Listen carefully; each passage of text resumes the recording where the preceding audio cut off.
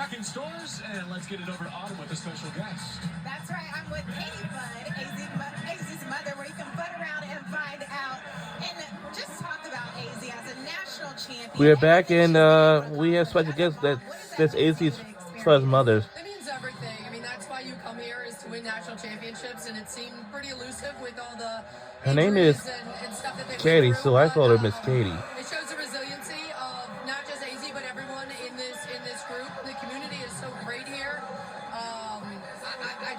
You can't really put into words what it feels like being a parent and watching your kid on the floor. It's her final season, taking on her last ride. What's the words that you're sharing with AZ? We just want to see her play with joy, really. It's really fun to see her out there smiling and playing with her teammates one last time. Thank you so much. Thank you. All right, you know that means, as you all know, that this is AZ Fudd, her last and her final year to be on our team. Along with her, Caroline is also, this is her fifth and her final season as well. Played at Madison for Pat Deegan back in the DMV, but also started her collegiate career at NC State, where she was.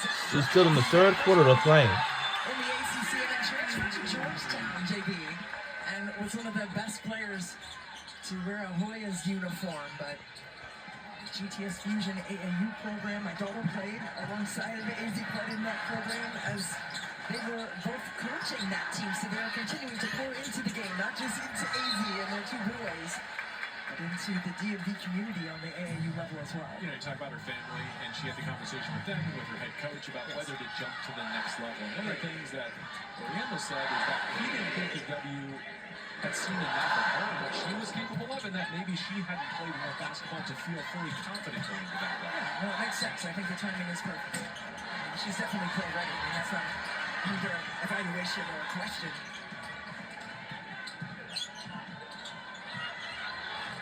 Nice find at the perimeter. One extra pass, set up a three-point attempt for Quinones, making her debut. Seeing what UConn has been able to do with those 35 points off turnovers. 19 to 28 turnovers open steals. Gets to go. Some back-to-back tricks. And they're getting what they want in the painted area, and that has been the difference in this ballgame. I mean, Loyola is fighting and scratching for any just peek at the paint.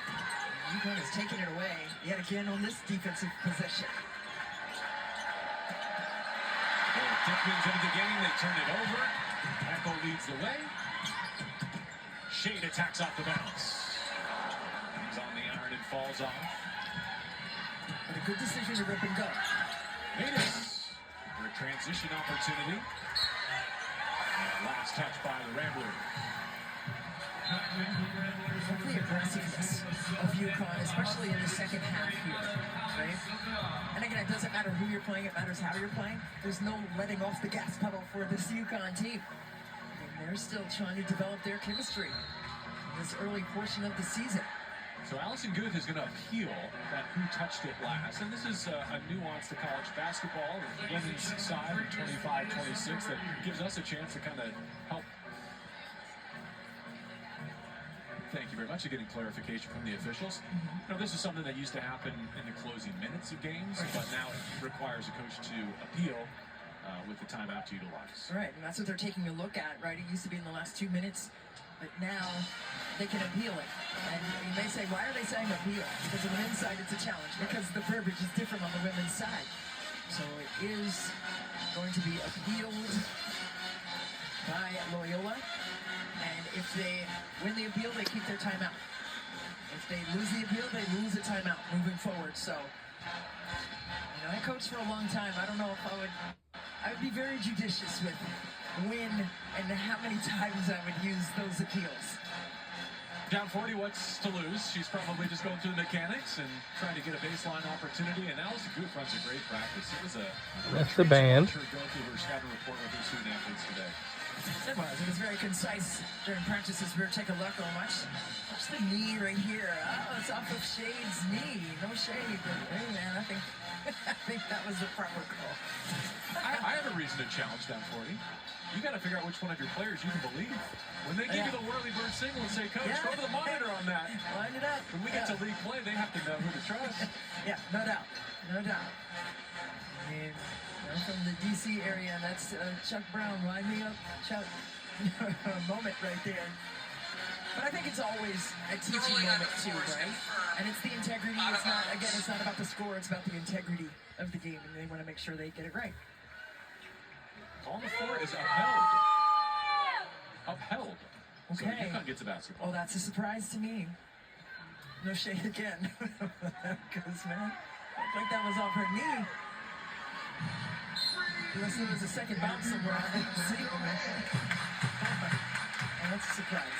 Everyone keeps saying I need glasses, but I guess that just hammers that home. On the monitor. Bell hesitates off that screen, then hits the gas pedal. There's been a total domination of the painted area on the offensive side by UConn. And it hasn't just been the players that play with their backs to the basket. I mean, it's been every single player attacking gaps and finishing it. Hendricks with the handle here, and into a block from Ducharme. Ducharme looked like she was a middle in volleyball with a two-handed tip. Blocked that one out of there. She just made her season debut last Sunday against Florida State. Only able to make 9 games last year after an extended absence due to season-ending injuries.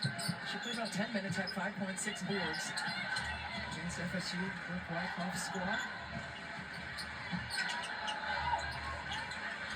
They were very deliberate in that game.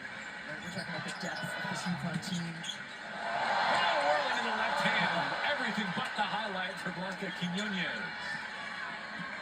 That was a tough one, right? Talking about lining things up. Something like that. Pretty easy in there. There's 30th turnover there. And knocked out with 1:36 to go in the third.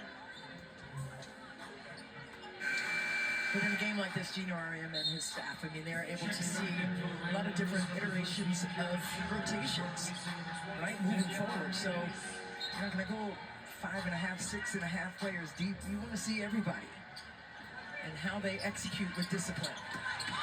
Zabel attacking again. Well, that was a disciplined attack. Squared her shoulders to the glass. And got that one slipped in nicely. McDonald's All-American twice, was a Wisconsin State Player of the Year.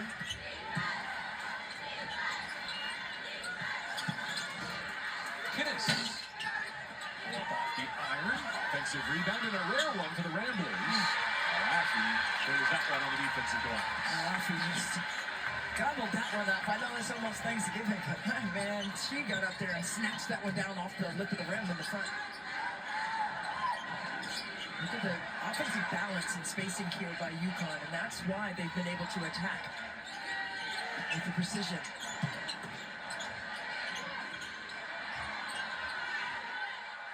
Four left. Alafi recognizes. Can't score it. Offensive rebound claimed by Duchamp. UConn just possesses such a size advantage in all 5 positions.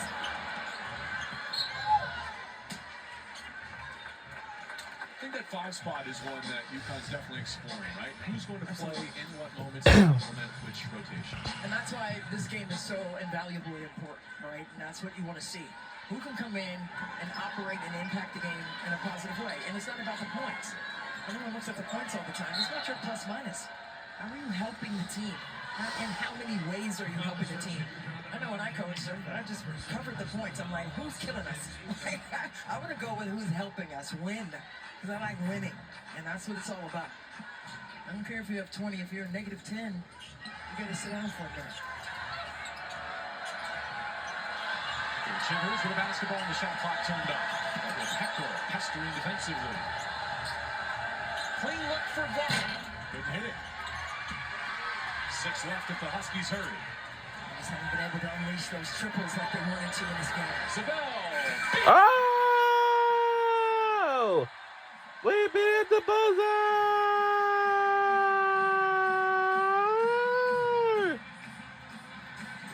Holy cow! Let's do that again.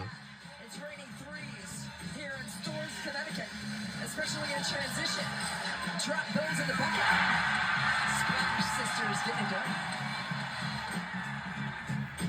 Fourth quarter is up next.